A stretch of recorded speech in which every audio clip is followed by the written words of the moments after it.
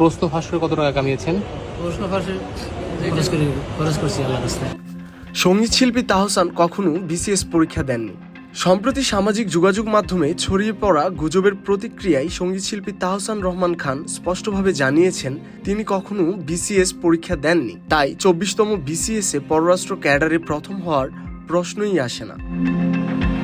সরকারি কর্ম কমিশনের প্রশ্নপত্র ফাঁস নিয়ে সাম্প্রতিক বিতর্কের মধ্যে তাহসানের নাম উঠে এসেছে। তাহসানের মা অধ্যাপক জিনাতুন্নেসা তাহমিদা বেগম 2002 থেকে 2007 সাল পর্যন্ত পিএসসির চেয়ারম্যান ছিলেন। এই সময় অনেকেই অভিযোগ তুলেছেন যে তাহসান তার মায়ের চেয়ারম্যান থাকাকালে বিসিএস পরীক্ষায় অংশ নিয়েছিলেন এবং পররাষ্ট্র ক্যাডারে প্রথম হয়েছেন। তাহসান এই দাবি সম্পূর্ণ অস্বীকার করে বলেছেন, আমি কোনোদিন বিসিএস পরীক্ষা দেইনি, আর যে গাড়ি চালকের কথা বলা হচ্ছে তিনি কোনোদিন আমার মায়ের গাড়ি চালক ছিলেন না।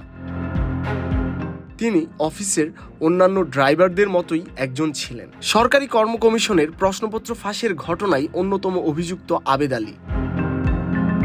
তিনি পিএসসির উপপরিচালক, সহকারী পরিচালক এবং অন্যান্যদের সাথে এই প্রশ্ন ফাঁস চক্রের সদস্য ছিলেন। আদালতের স্বীকারোক্তিতে তিনি জানান, পিএসসির বিভিন্ন নিয়োগ পরীক্ষায় প্রশ্ন ফাঁসে তার সম্পৃক্ততা ছিল। তবে তাহসানের দাবি অনুযায়ী আবেদ আলী কখনো তাহসানের মা অধ্যাপক জিনাতুল নেসা তাহমিদা বেগমের গাড়ি চালক ছিলেন না। ফ্যাক্ট চেকিং সংস্থা রিউমার স্ক্যানারও জানিয়েছে 24তম বিসিএস এর প্রিলিমিনারি পরীক্ষা 2003 সালের 28 ফেব্রুয়ারি অনুষ্ঠিত হয়েছিল। তবে প্রশ্ন ফাঁসের অভিযোগে তা বাতিল করা হয়। পরে পুনরায় পরীক্ষা নেওয়া হয় এবং নিয়োগ কার্যক্রম সম্পন্ন হয়। তাহসান বলেন, মানুষ বোঝে এসব ভুয়া খবর, অনেকেই এর প্রতিবাদ করছে। আমি কিন্তু কোনোদিন বিসিএস দেইনি। সুতরাং তাহসানের পররাষ্ট্র ক্যাডারে প্রথম হওয়ার দাবি সম্পূর্ণ মিথ্যা এবং ভিত্তিহীন।